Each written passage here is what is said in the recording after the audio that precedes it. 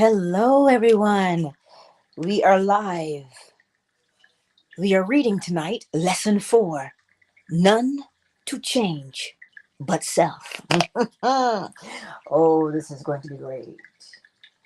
This is going to be great. I'm just going to give you guys a few more moments to get here and then we'll start.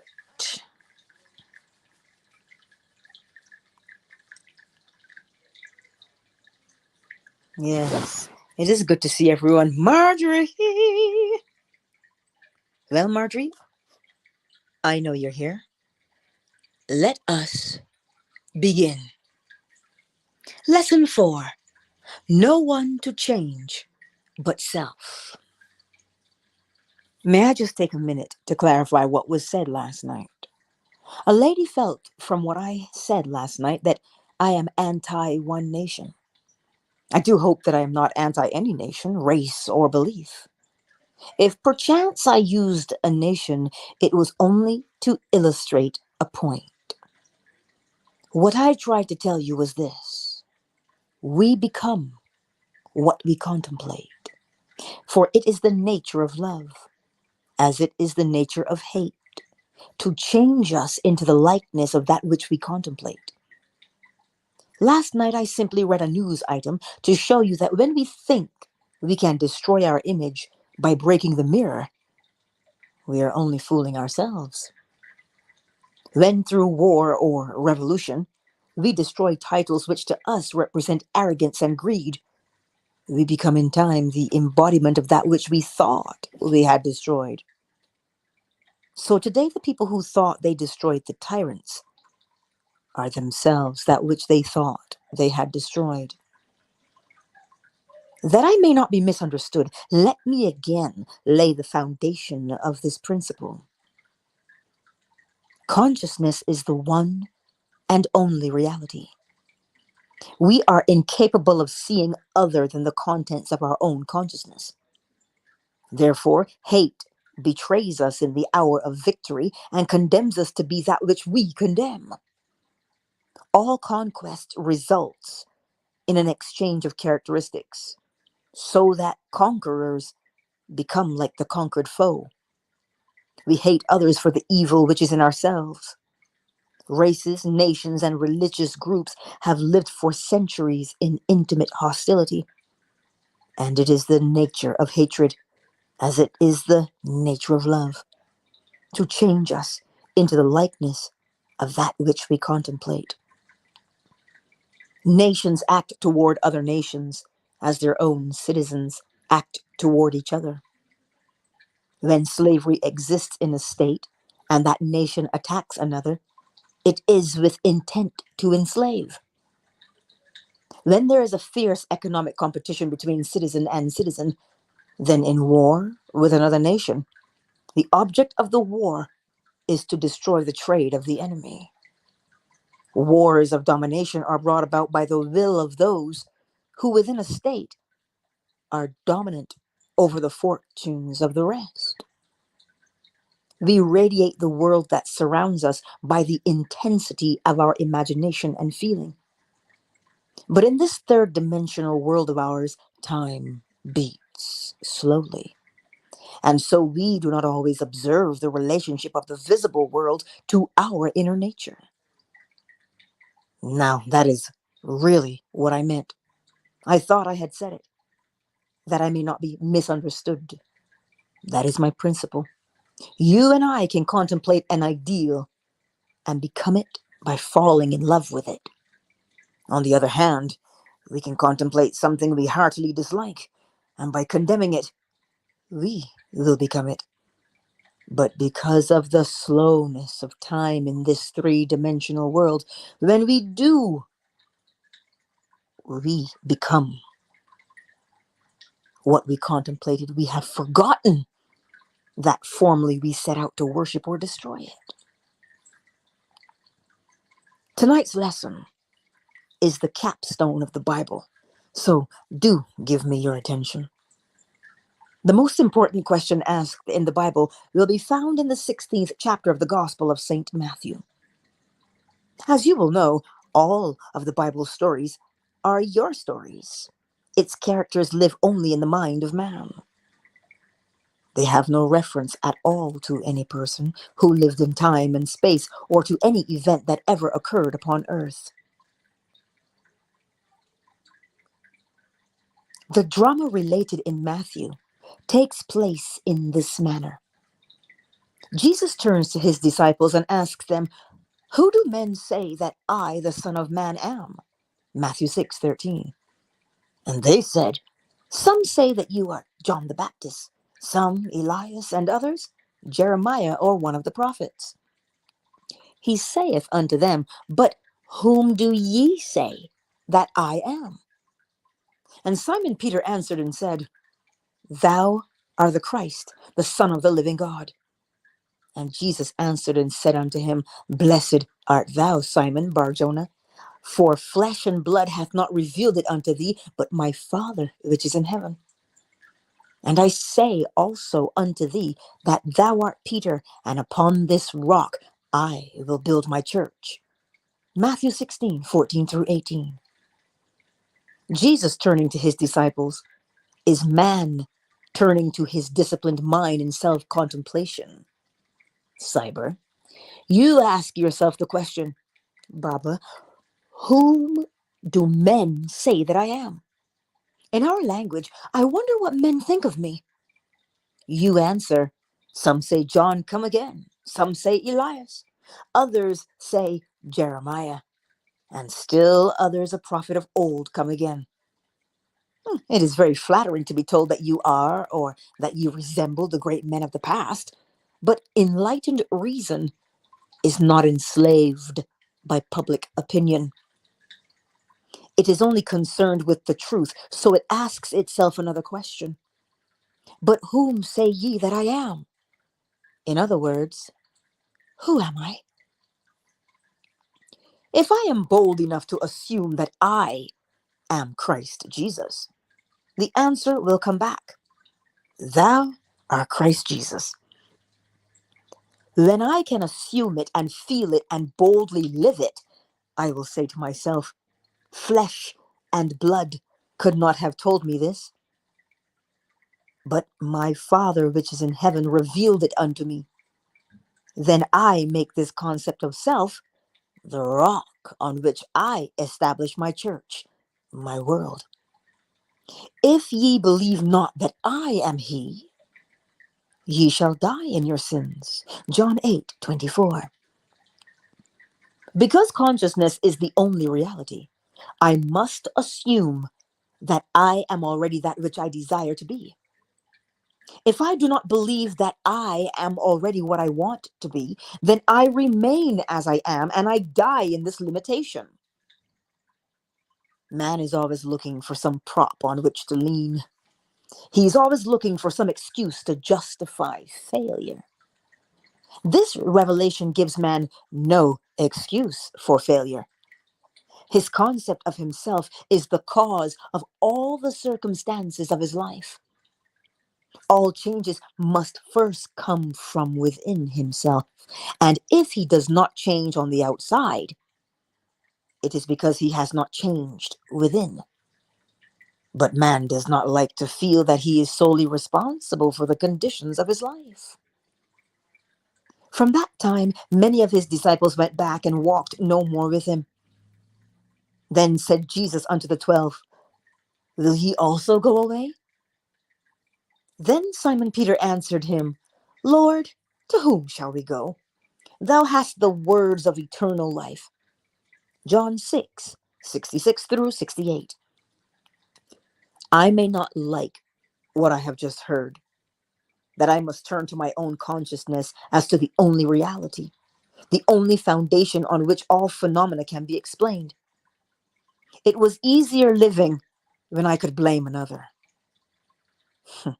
It was much easier living when I could blame society for my ills or point a finger across the sea and blame another nation. It was easier living when I could blame the weather for the way I feel. But to tell me that I am the cause of all that happens to me, that I am forever molding my world in harmony with my inner nature. That is more than man is willing to accept. If this is true, to whom would I go? If these are the words of eternal life, I must return to them, even though they seem so difficult to digest. When man fully understands this, he knows that public opinion does not matter, for men only tell him who he is. The behavior of men constantly tell me who I have conceived myself to be. If I accept this challenge and begin to live by it, I finally reach the point that is called the great prayer of the Bible. It is related in the 17th chapter of the Gospel of St. John. I have finished the work which thou gavest me to do. John 17:4. And now, O Father, glorify thou me with thine own self, with the glory which I had with thee before the world was. John 17:5. While I was with them in the world, I kept them in thy name. Those that thou gavest me I have kept, and none of them is lost, but the son of perdition. John 17:12. It is impossible for anything to be lost. In this divine economy, nothing can be lost. It cannot even pass away. The little flower which has bloomed once blooms forever. It is invisible to you here with your limited focus, but it blooms forever in the larger dimension of your being, and tomorrow you will encounter it. All that thou gavest me I have kept in thy name, and none have I lost save the son of perdition. The son of perdition means simply the belief in loss. Son is a concept, an idea. Perdido is loss. I have only truly lost the concept of loss, for nothing can be lost. I can descend from the sphere where the thing itself now lives. And as I descend in consciousness to a lower level within myself, it passes from my world. I say, I have lost my health. I have lost my wealth. I have lost my standings in the community. I have lost faith. I have lost 1,000 things. But the things in themselves, having once been real in my world, can never cease to be.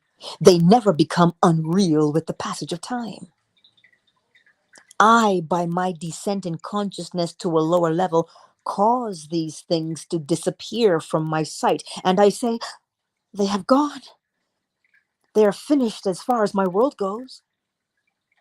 All I need do is to ascend to the level where they are eternal, and they once more objectify themselves and appear as realities within my world.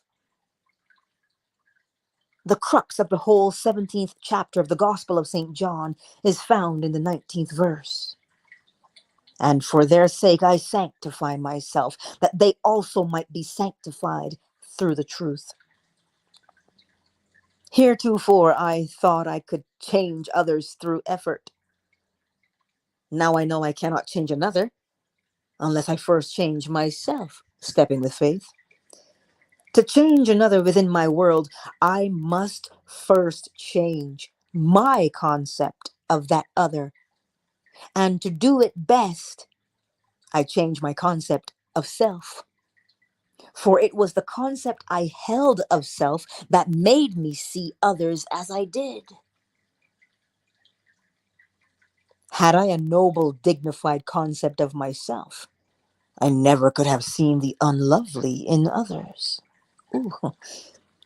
Instead of trying to change others through argument and force, let me but ascend in consciousness to a higher level, and I will automatically change others by changing self. There's no one to change but self. That self is simply your awareness, your consciousness, and the world in which it lives is determined by the concept you hold of self. It is to consciousness that we must turn as to the only reality. For there is no clear conception of the origin of phenomena except that consciousness is all, and all is consciousness. You need no helper to bring you what you seek.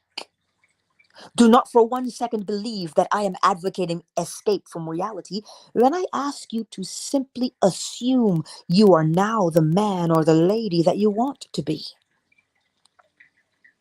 If you and I could feel what it would be like were we now that which we want to be, and live in this mental atmosphere as though it were real, then, in a way we do not know, our assumption would harden into fact.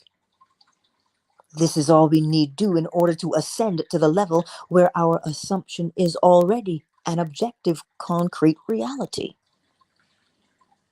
I need change no man. I sanctify myself, and in so doing, I sanctify others. To the pure, all things are pure.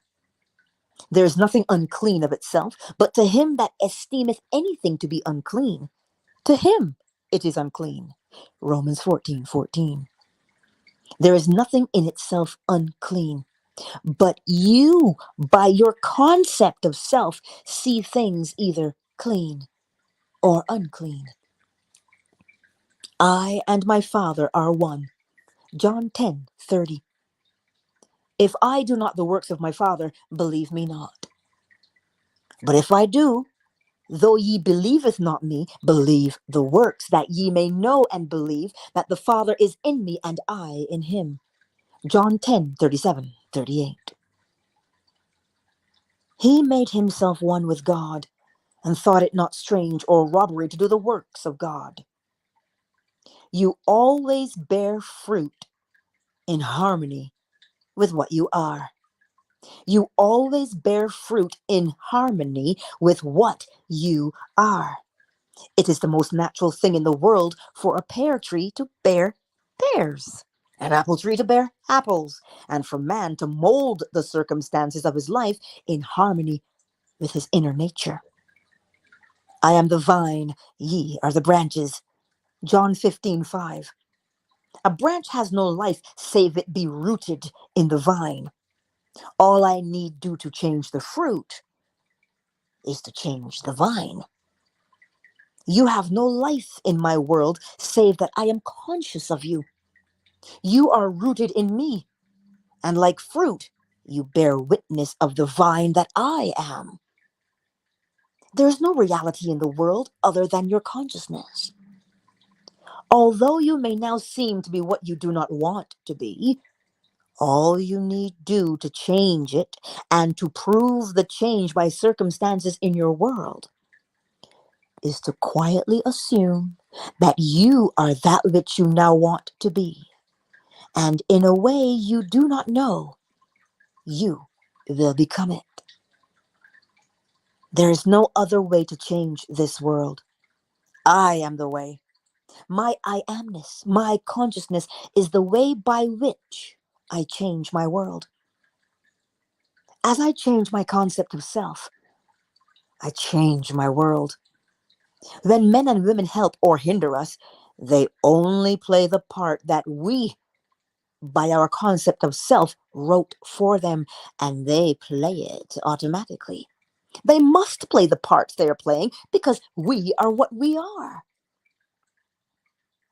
You will change the world only when you become the embodiment of that which you want the world to be. You have but one gift in this world that is truly yours to give, and that is yourself. Unless you yourself are that which you want the world to be, you will never see it in this world.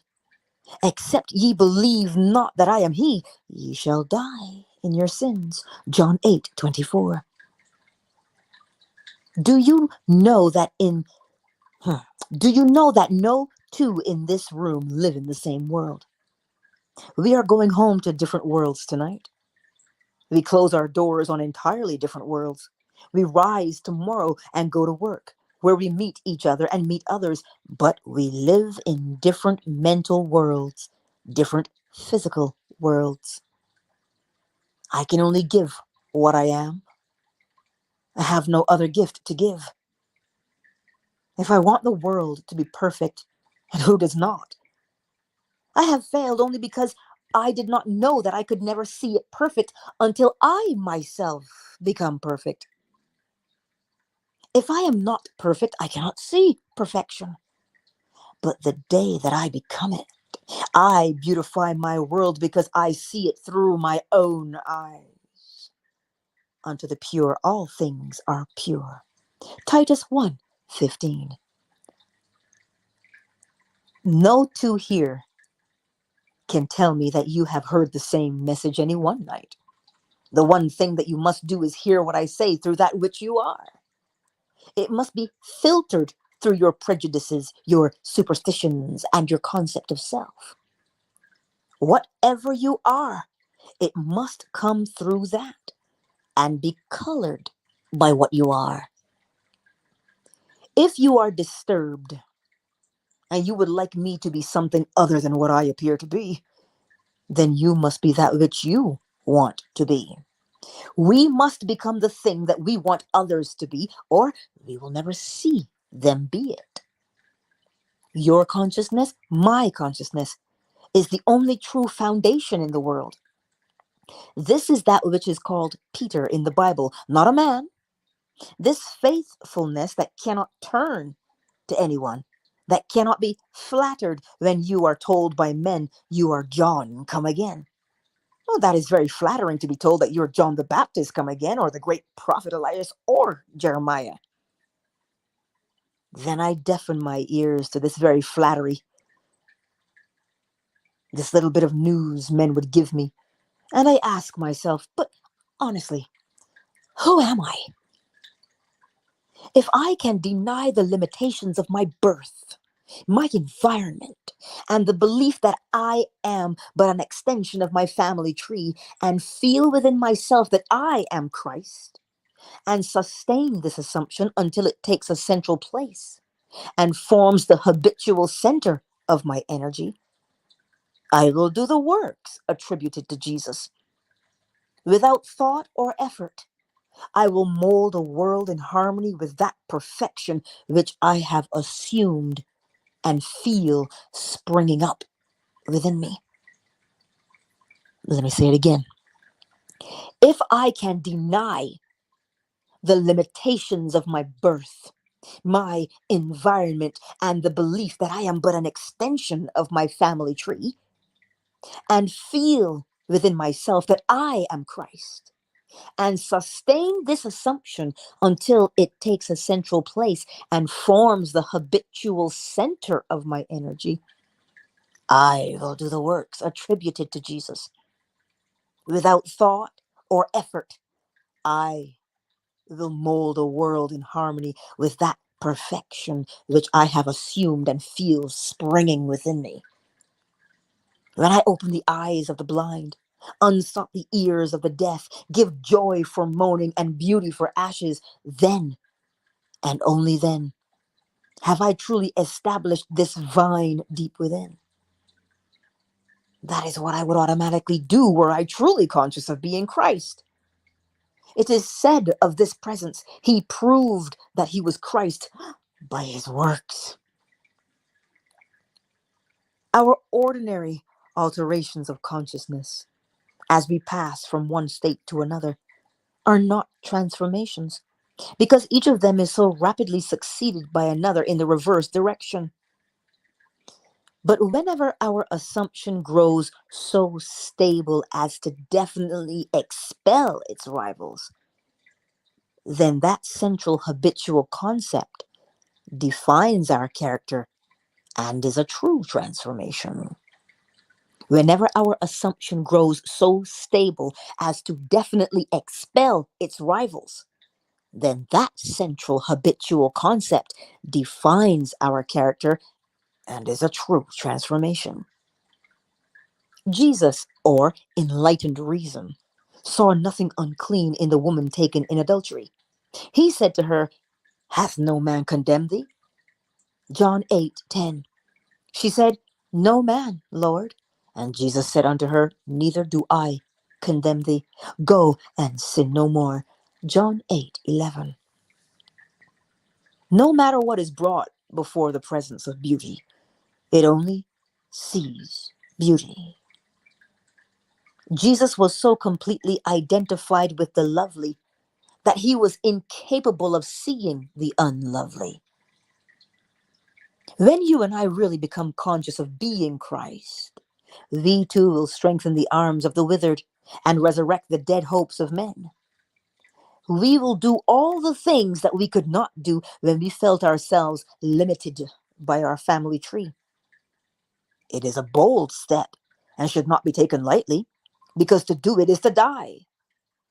John, the man of three dimensions, is beheaded or loses his three-dimensional focus that Jesus, the fourth dimensional self, may live. Any enlargement of our concept of self involves a somewhat painful parting with strongly rooted hereditary conceptions. Again, any enlargement of our concept of self involves a somewhat painful parting with strongly rooted hereditary conceptions. You have to let go. The ligaments are strong that hold us in the womb of conventional limitations. All that you formerly believed, you no longer believe. You know now that there is no power outside of your own consciousness. Therefore, you cannot turn to anyone outside of self. You have no ears for the suggestion that something else has power in it. You know the only reality is God, and God is your own consciousness. There is no other God. Therefore, on this rock, you are building the everlasting church and boldly assuming you are this divine being, self-begotten, because you dared to appropriate that which was not given to you in the cradle. A concept of self not formed in your mother's womb, a concept of self conceived outside of the offices of man. The story is beautifully told in the Bible using the two sons of Abraham. One, the blessed Isaac, born outside of the offices of man, and the other, Ishmael, born in bondage. Sarah was much too old to beget a child, so her husband Abraham went in unto the bondservant Hagar the pilgrim. And she conceived of the old man, and bore him a son called Ishmael. Ishmael's hand was against every man, and every man's hand against him. Every child born of woman is born into bondage, born into all that his environment represents, regardless of whether it be the throne of England, the White House, or any great place in the world. Every child born of woman is personified as this Ishmael, the child of Hagar. But asleep in every child is the blessed Isaac, who is born outside of the offices of man and is born through faith alone. This second child has no earthly father. He is self-begotten. What is the second birth? I find myself man. I cannot go back into my mother's womb, and yet I must be born a second time. Except a man be born again, he cannot enter the kingdom of God. John 3:3. I quietly appropriate that which no man can give me, no woman can give me. I dare to assume that I am God. This must be of faith. This must be of promise. Then I become the blessed. I become Isaac. As I begin to do the things that only this presence could do, I know that I am born out of the limitations of Ishmael, and I have become heir to the kingdom. Ishmael could not inherit anything, although his father was Abraham or God. Ishmael did not have both parents of the godly. His mother was Hagar, the bondwoman, and so he could not partake of his father's estate. You are Abraham and Sarah, and contained within your own consciousness, there is one waiting for recognition. In the Old Testament, it is called Isaac, and in the New Testament, it is called Jesus, and it is born without the aid of man. No man can tell you that you are Christ Jesus.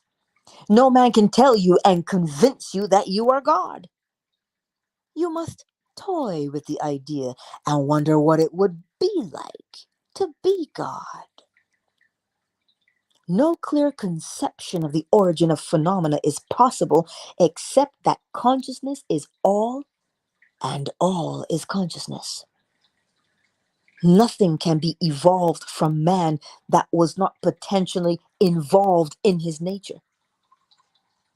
The ideal we serve and hope to attain could never be evolved from us were it not potentially involved in our nature. Let me now retell and emphasize an experience of mine printed by me 2 years ago under the title The Search. I think it will help you to understand this law of consciousness, Arturius,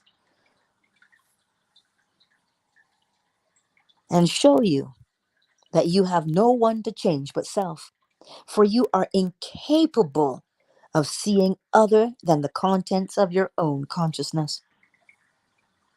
Once, in an idle interval at sea, I meditated on the perfect state and wondered what I would be were I of too pure eyes to behold iniquity, if to me all things were pure, and were I without condemnation. As I became lost in this fiery brooding, I found myself lifted above the dark environment of the senses. So intense was feeling. I felt myself a being of fire dwelling in a body of air. Voices as from a heavenly chorus, with the exaltation of those who had been conquerors in a conflict with death, were singing, "He is risen! He is risen!" And intuitively I knew they meant me.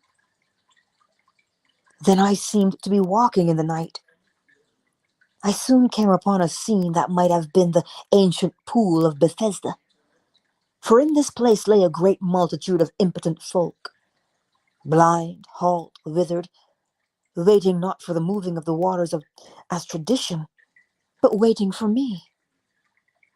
As I came near, without thought or effort on my part, they were one after the other molded as by the magician of the beautiful. Eyes, hands, feet, all missing members were drawn from some invisible reservoir and molded in harmony with that perfection which I felt springing within me. Then all were made perfect. The chorus exalted, "It is finished." I know this vision was the result of my intense meditation upon the idea of perfection, for my meditations invariably bring about union with the state contemplated. I had been so completely absorbed within the idea that for a while I had become what I contemplated, and the high purpose with which I had for that moment identified myself, drew the companionship of high things, and fashioned the vision in harmony with my inner nature. The ideal with which we are united works by association of ideas to awaken 1,000 moods to create a drama in keeping with the central idea. My mystical experiences have convinced me that there is no way to bring about the perfection we seek other than by the transformation of ourselves. As soon as we succeed in transforming ourselves, the world will melt magically before our eyes and reshape itself in harmony with that which our transformation affirms. We fashion the world that surrounds us by the intensity of our imagination and feeling, and we illuminate or darken our lives by the concept we hold of ourselves. Nothing is more important to us than our conception of ourselves, and especially is true of our concept of the deep, dimensionally greater one within us. Those that help or hinder us, whether they know it or not, are the servants of that law which shapes outward circumstances in harmony with our inner nature. It is our conception of ourselves which frees or constrains us, though it may use material agencies to achieve its purpose. Because life molds the outer world to reflect the inner arrangement of our minds, there's no way of bringing about the outer perfection we seek other than by the transformation of ourselves. No help cometh from without, or the hills to which we lift our eyes are those of an inner range. It is thus to our own consciousness that we must turn as to the only reality, the only foundation on which all phenomena can be explained. We can rely absolutely on the justice of this law to give us only that which is of the nature of ourselves. To attempt to change the world before we change our concept of ourselves is to struggle against the nature of things. There can be no outer change until there is first an inner change. To attempt to change the world before we change our concept of ourselves is to struggle against the nature of things.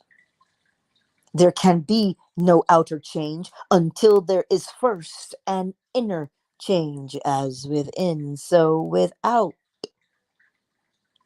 I am not advocating philosophical indifference when I suggest that we should imagine ourselves as already that which we want to be, living in a mental atmosphere of greatness, rather than using physical means and arguments to bring about the desired change.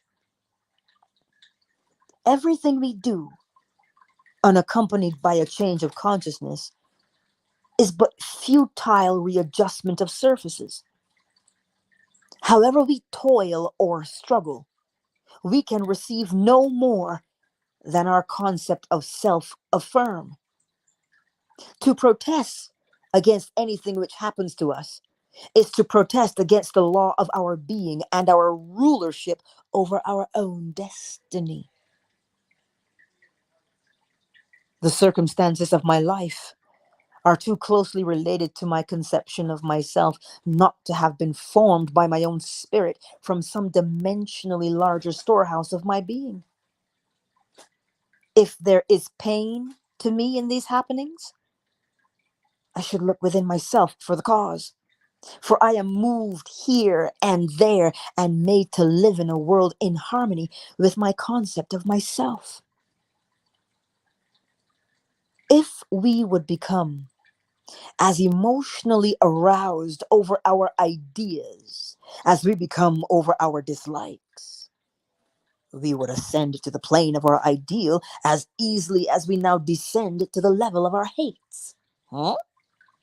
If we would become as emotionally aroused over our ideas as we become over our dislikes, we would ascend to the plane of our ideal as easily as we now descend to the level of our hates. In other words, the same passion you hate things with, use that same passion, but towards your ideal. Love and hate have a magical transforming power, and we grow through their exercise into the likeness of what we contemplate. By intensity of hatred, we create in ourselves the character we imagine in our enemies. Qualities die for want of attention, so the unlovely states might best be rubbed out by imagining beauty for ashes and joy for mourning, rather than by direct attacks on the state from which we would be free. Again, love and hate have a magical transforming power, and we grow through their exercise into the likeness of what we contemplate. By intensity of hatred, we create in ourselves the character we imagine in our enemies.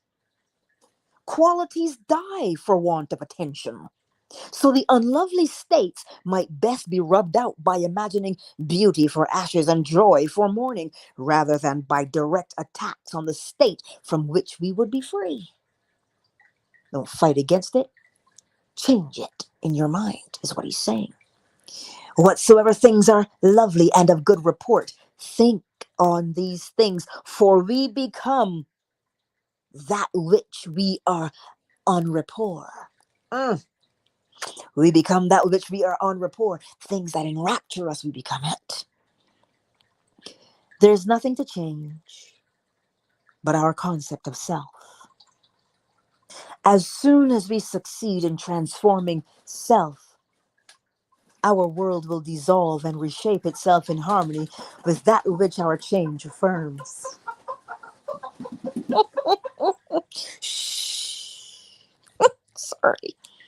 I, by descent in consciousness, have brought about the imperfection that I see. In the divine economy, nothing is lost. We cannot lose anything save by descending consciousness from the sphere where the thing has its natural life.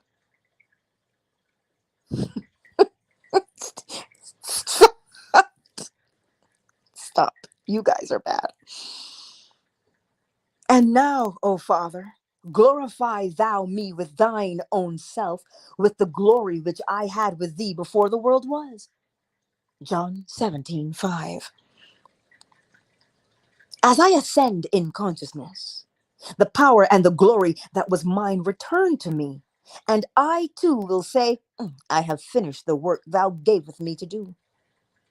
The work is to return from my descent in consciousness, from the level wherein I believed that I was a son of man, to the sphere where I know that I am one with my Father, and my Father is God. I know beyond all doubt that there is nothing for man to do but to change his own concept of himself, to assume greatness, and to sustain this assumption. If we walk as though we were already the ideal we serve, we will rise to the level of our assumption and find a world in harmony with our assumption. We will not have to lift a finger to make it so, for it is already so. It was always so. You and I have descended in consciousness to the level where we now find ourselves, and we see imperfection because we have descended. Then we begin to ascend while here in this three-dimensional world. We find that we move in an entirely different environment. We have entirely different circles of friends and an entirely different world while still living here. We know the great mystery of the statement, I am in the world, but not of it. Instead of changing things, I would suggest to all to identify themselves with the ideal they contemplate. What would the feeling be like were you of too pure eyes to behold iniquity, if to you all things were pure and you were without condemnation? Contemplate the ideal state and identify yourself with it, and you will ascend to the sphere where you, as Christ, have your natural life. Miss M, you are still in that state where you were before the world was. The only thing that has fallen is your concept of self. You see the broken parts which really are not broken. You are seeing them through distorted eyes, as though you were in one of those peculiar amusement galleries where a man walks before a mirror and he is elongated, yet he is the same man. Or he looks into another mirror and he is all big and fat. Those things are seen today because man is what he is. Toy with the idea of perfection. Ask no man to help you, but let the prayer of the 17th chapter of the Gospel of St. John be your prayer. Appropriate the state that was yours before the world was. Know the truth of the statement. None have I lost, save the son of perdition. Nothing is lost in all my holy mountain. The only thing that you lose is the belief in loss or the son of perdition. And for their sake, I sanctify myself, that they also might be sanctified through the truth. John 17:19. There's no one to change but self. All you need do to make men and women holy in this world is to make yourself holy. You are incapable of seeing anything that is unlovely when you establish within your mind's eye the fact that you are lovely. It is far better to know this man than to know anything else in the world. It takes courage, boundless courage, because many this night, after having heard this, will still be inclined to blame others for their predicament. Man finds it so difficult to turn to himself, to his own consciousness, as to the only reality. Listen to these words. No man can come to me except the Father which has sent me draw him. John 6:44. I and my Father are one. John 10:30. A man can receive nothing except it be given him from heaven. John 3:27. Therefore doth my Father love me, because I laid down my life that I might take it up again. No man taketh it from me, but I lay it down myself. John 10:17, 18. You did not choose me. I have chosen you. My concept of myself molds a world in harmony with itself and draws men to tell me constantly by their behavior who I am. The most important thing in this world to you is your concept of self. When you dislike your environment, the circumstances of life, and the behavior of men, ask yourself, who am I? It is your answer to this question that is the cause of your dislikes. If you do not condemn self, there will be no man in your world to condemn you. If you are living in the consciousness of your ideal, you will see nothing to condemn. To the pure, all things are pure. Now, I would like to spend a little time making as clear as I can what I personally do when I pray, what I do when I want to bring about changes in my world. You will find it interesting, and you will find that it works. No one here can tell me they cannot do it. It is so very simple, all can do it. We are what we imagine we are. This technique is not difficult to follow, but you must want to do it. You cannot approach it with the attitude of mind, oh well, I'll try it. You must want to do it, because the mainspring of action is desire. Desire is the mainspring of all action. Now, what do I want? I must define my objective. For example, suppose I wanted now to be elsewhere.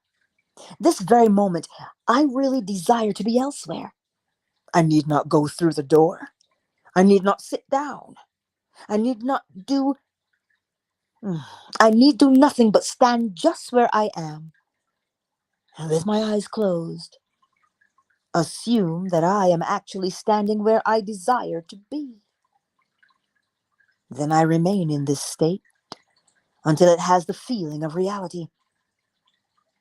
Were I now elsewhere, I could not see the world as I now see it from here.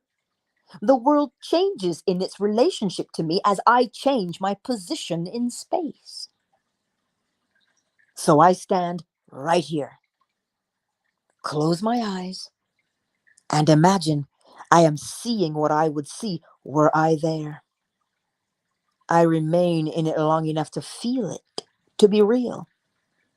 I cannot touch the walls of this room from here. But when you close your eyes and become still, you can imagine and feel that you touch it. You can stand where you are and imagine you are putting your hand on that wall. To prove you really are, put it there and slide it up and feel the wood. You can imagine you are doing it without getting off your seat. You can do it, and you will actually feel it if you become still enough and intense enough.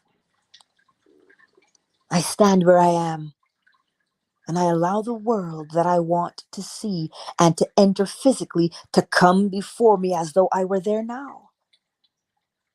In other words, I bring elsewhere here by assuming that I am there. Is that clear?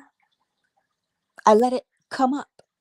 I do not make it come up. I simply imagine I am there and then let it happen. If I want a physical presence, I imagine he is standing here and I touch him. All through the Bible, I find these suggestions. He placed his hands upon them. He touched them. If you want to comfort someone, what is the automatic feeling? To put your hand on them. You cannot resist it.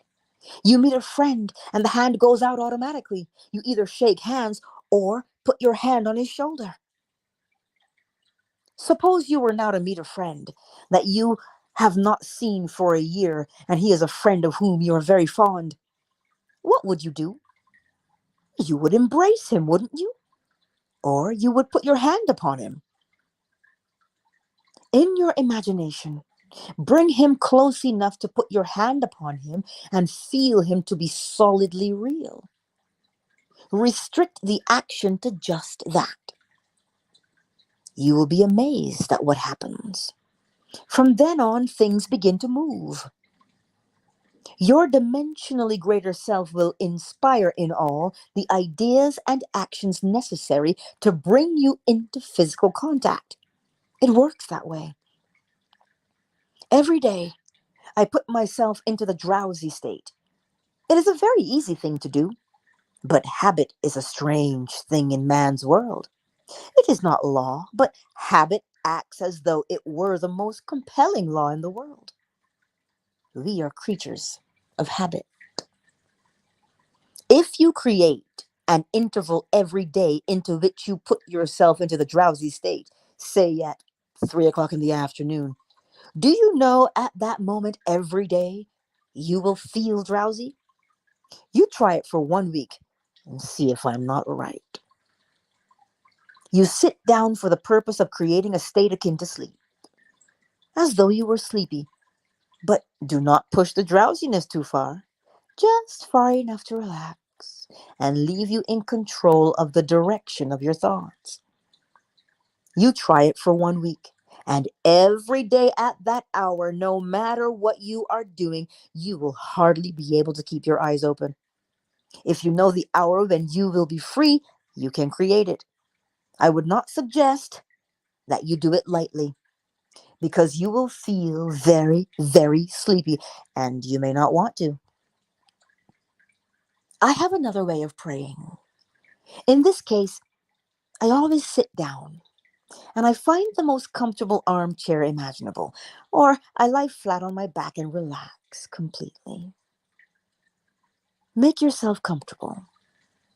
You must not be in any position where the body is distressed. Always put yourself into a position where you have the greatest ease. That is the first stage. To know what you want is the start of prayer. Secondly, you construct in your mind's eye one single little event, which implies that you have realized your desire. I always let my mind roam on many things that could follow the answered prayer, and I single out one that is most likely to follow the fulfillment of my desire. One simple little thing, like the shaking of a hand, embracing a person, the receiving of a letter, the writing of a check, or whatever would imply the fulfillment of your desire. After you have decided on the action which implies that your desire has been realized, then sit in your nice comfortable chair or lie flat on your back. Close your eyes for the simple reason it helps to induce this state that borders on sleep. The minute you feel this lovely drowsy state, or the feeling of gathered togetherness, wherein you feel, I could move if I wanted to, but I do not want to. I could open my eyes if I wanted to, but I do not want to. When you get that feeling, you can be quite sure that you are in the perfect state to pray successfully. In this feeling, it is easy to touch anything in this world. You take the simple little restricted action which implies fulfillment of your prayer, and you feel it or you enact it. Whatever it is, you enter into that action as though you were an actor in the part. You do not sit back and visualize yourself doing it, you do it. With the body immobilized, you imagine that the greater you inside the physical body is coming out of it, and that you are actually performing the proposed action. If you are going to walk, you imagine that you are walking. Do not see yourself walking, feel that you are walking. If you are going to climb stairs, feel that you are climbing the stairs. Do not visualize yourself doing it, feel yourself doing it. If you are going to shake a man's hand, do not visualize yourself shaking his hand. Imagine your friend is standing before you and shake his hand. But leave your physical hands immobilized and imagine that your greater hand, which is your imaginary hand, is actually shaking his hand. All you need do is imagine that you are doing it. You are stretched out in time. And what you are doing, which seems to be a controlled daydream, is an actual act in the greater dimension of your being. You are actually encountering an event fourth dimensionally before you encounter it here in the 3 dimensions of space. And you do not have to raise a finger to bring that state to pass. My third way of praying is simply to feel thankful. If I want something, either for myself or another, I immobilize the physical body. Then I produce the state akin to sleep. And in that state, just feel happy, feel thankful, which thankfulness implies realization of what I want. I assume the feeling of the wish fulfilled, and with my mind dominated by this single sensation, I go to sleep. I need do nothing to make it so, because it is so. My feeling of the wish fulfilled implies it is done. All these techniques you can use and change them to fit your temperament. But I must emphasize the necessity of inducing the drowsy state where you can become attentive without effort. A single sensation dominates the mind if you pray successfully. What would I feel like now were I what I want to be? When I know what the feeling would be like, I then close my eyes and lose myself in that single sensation, and my dimensionally greater self then builds a bridge of incident to lead me from this present moment to the fulfillment of my mood. That is all you need do. But People have a habit of slighting the importance of simple things. We are creatures of habit, and we are slowly learning to relinquish our previous concepts, but the things we formerly lived by in some way may influence our behavior. Here is a story from the Bible that illustrates my point. It is recorded that Jesus told his disciples to go to the crossroads, and there they would find a colt, a young colt not yet ridden by a man, to bring the colt to him. And if any man asks, "Why do you take this colt?" say, "The Lord has need of it." They went to the crossroads and found the colt, and did exactly as they were told. They brought the unbridled ass to Jesus, and he rode it triumphantly into Jerusalem. The story has nothing to do with a man riding on a little colt. You are Jesus of the story. The colt is the mood you are going to assume. That is the living animal not yet ridden by you. What would the feeling be like were you to realize your desire? A new feeling like a young colt is a very difficult thing to ride unless you ride him with a disciplined mind. If I do not remain faithful to the mood, the young colt throws me off. Every time you become conscious that you are not faithful to this mood, you have been thrown from the colt. Discipline your mind, that you may remain faithful to a high mood and ride it triumphantly into Jerusalem, which is fulfillment, or the city of peace. This story precedes the feast of the Passover.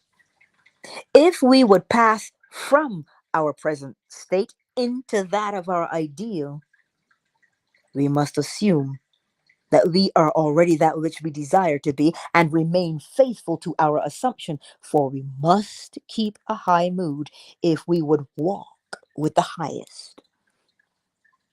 A fixed attitude of mind, a feeling that it is done, will make it so. If I walk as though it were, but every once in a while I look to see if it really is, then I fall off my mood or colt. If I would suspend judgment like Peter, I could walk on the water. Peter starts walking on the water, and then he begins to look unto his own understanding, and he begins to go down. The voice said, "Look up, Peter." Peter looks up, and he rises again and continues walking on the water. Instead of looking down to see if this thing is really going to harden into fat, you simply know that it is already so. Sustain that mood, and you will ride the unbridled colt into the city of Jerusalem. All of us must learn to ride the animal straight into Jerusalem, unassisted by a man. You do not need another to help you. The strange thing is that as we keep the high mood and do not fall, others cushion the blows. They spread the palm leaves before me to cushion my journey. I do not have to be concerned. The shocks will be softened as I move into the fulfillment of my desire. My high mood awakens in others the ideas and actions which tend towards the embodiment of my mood. If you walk faithful to a high mood, there will be no opposition and no competition. The test of a teacher or a teaching is to be found in the faithfulness of the taught. I am leaving here on Sunday night. Do remain faithful to this instruction. If you look for causes outside the consciousness of man, then I have not convinced you of the reality of consciousness. If you look for excuses for failure, you will always find them, for you find what you seek. If you seek an excuse for failure, you will find it in the stars, in the numbers, in the teacup, or most any place. The excuse will not be there, but you will find it to justify your failure. Successful business and professional men and women know that this law works. You will not find it in gossip groups, but you will find it in courageous hearts. Man's eternal journey is for one purpose: to reveal the Father.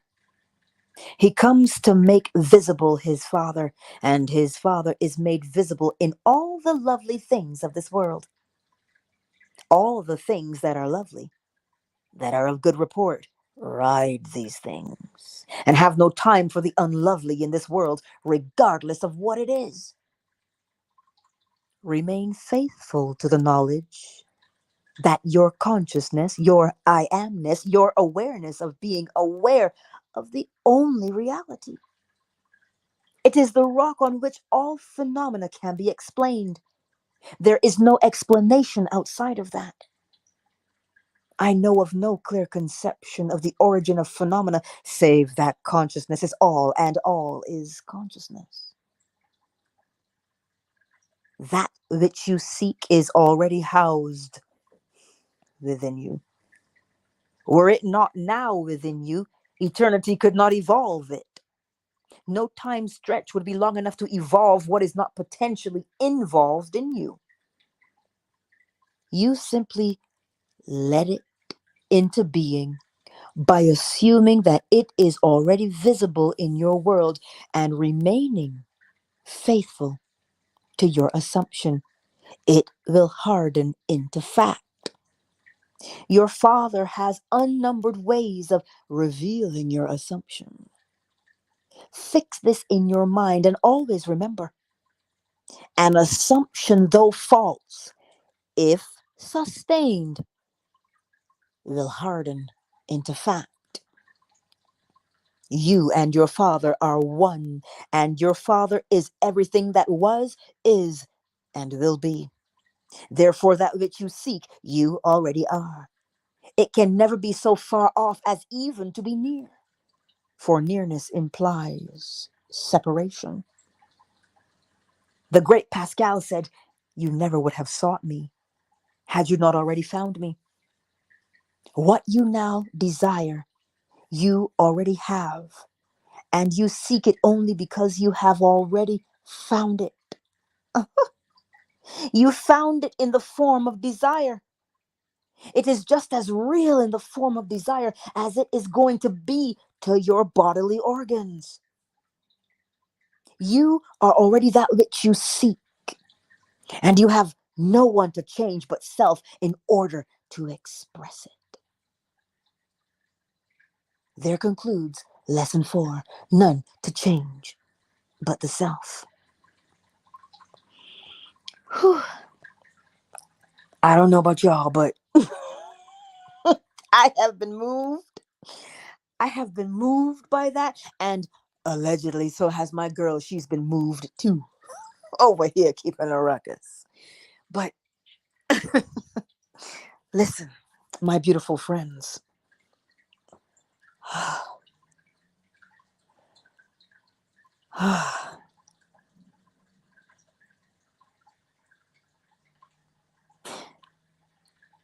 To change the exterior, yes? You are the one shaping the exterior. So tonight, Neville has issued a challenge. And the challenge was, can you believe it? That you are already that which you want to be? Or do we remain like the madman in the Bible who says, "No, Jesus, please, please don't set me free from my own superstitions and prejudices. I want to stay in them." That's what we do.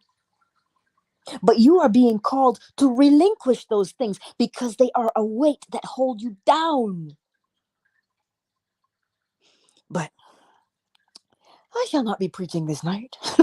Y'all are supposed to be going to bed now. In the what?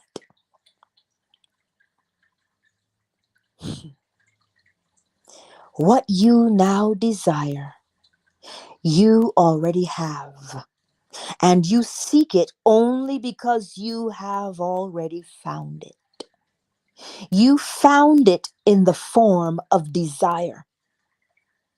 It is just as real in the form of desire as it is going to be to your bodily organs. You are already that which you seek, and you have no one to change but self in order to express it. You simply let it into being by assuming that it is already visible in your world, and remaining faithful to your assumption, it will harden into fact. Your father has he has what? Unnumbered ways. Not one, not two, not three, but unnumbered ways of revealing your assumption. So fix this in your mind and always remember, an assumption, though false, if sustained, will harden into fact. So the thing that you believe, whether it be true or false, so long as you believe it, it becomes a fact. That, my beautiful friends, is the end of lesson 4. And yes, tomorrow, same time, we will read lesson 5. Lesson 5, remain faithful to your idea. Oh, Landon, you rest easy too. Miss M, you're welcome. Cyber Artorius the Great, stepping with faith. Marjorie, thank you all for being here tonight. Who was here on Fanbase? Yamila, Flo Smiles, Minus, and Coda. They were here as well. Thank you all. And I trust that it makes sense. Go ahead, Yamila. Thank you, and say thank you so much for your beautiful words. You are welcome, my darling Yamila. You are welcome. I know how I feel right now. I trust you have a feeling of courage in your chest, that whatever it is you say, if you say you want to be it, well then feel and know that you are it. And it will materialize. And that is where I leave you, my beautiful friends. Rest well tonight, and I'll see you tomorrow, 10:45 p.m. Eastern Standard Time, for Lesson 5. Remain faithful to your idea. I know it's Saturday. Well, we have to finish Lesson 5. Love you, and I will see you tomorrow.